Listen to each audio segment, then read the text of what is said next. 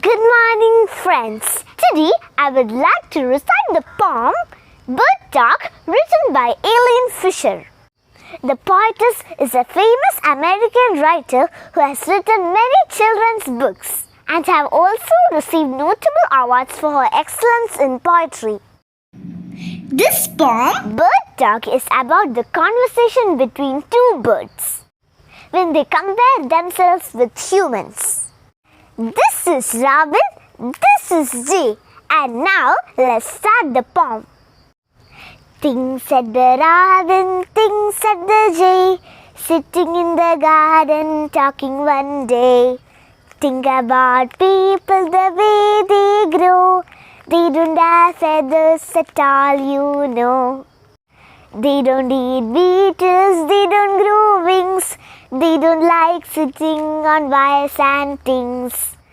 Things said the Robin, things said the Jay, aren't people funny to be that way? Thank you.